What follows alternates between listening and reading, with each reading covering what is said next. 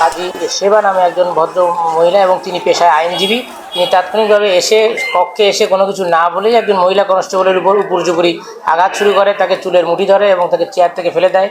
পার্শ্ববর্তী তাকে আরও একজন নারী জিয়ারও তাকে প্রতিহত করার চেষ্টা করলে তাকেও ধাক্কা মেরে ফেলে দিয়ে তিনি দ্রুত রুম থেকে দৌড়ে পালিয়ে যান। তো এই বিষয়ে আমরা ঊর্ধ্বতন কর্তৃপক্ষকে অবহিত করেছি এবং এখানে আদালতের যারা বারের সভাপতি, সেক্রেটারি সহ মহানগর দায়রা জজ মহোদয় এবং জেলা দায়রা জজ মহোদয়কে আমরা অবহিত করেছি।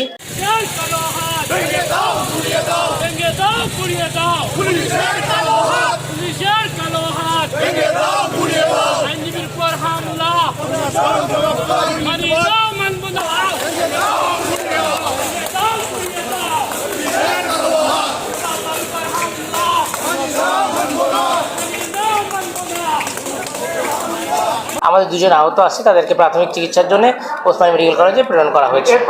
মহিলা নারী আইনজীবী তিনি এখান থেকে বেরিয়ে যেয়ে আরও অনেক অ্যাডভোকেটকে নিয়ে তারা আদালত চত্বরে মিছিল করেছেন, পুলিশের বিরুদ্ধে বিভিন্ন স্লোগান দিয়েছেন। তো এই বিষয়ে আমরা যাতে আইন শৃঙ্খলার পরিস্থিতিতে কোনো বিঘ্নতার সৃষ্টি না হয় তার জন্য আমরা নিরাপত্তা ব্যবস্থা জোরদার রেখেছি।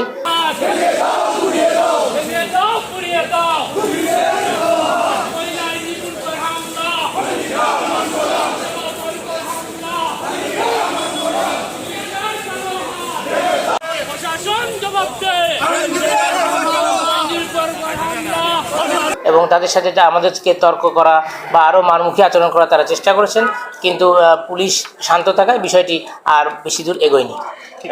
এই ভদ্র নারী আইনজীবীর সাথে বা আমার পুরুষ যে মহিলা কনস্টেবল যাকে ফেলে দিয়েছেন তার সাথে ইতিপূর্বের কোনো ঘটনা আছে কি না এই নিয়ে আমাদেরকে ইনকোয়ারি আমাদের চলমান আছে।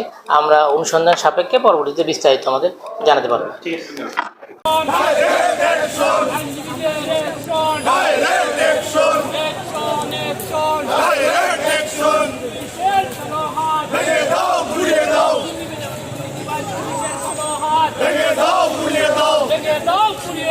দুর্নীতিবাদ পুলিশের হামলা মানি না মানব না।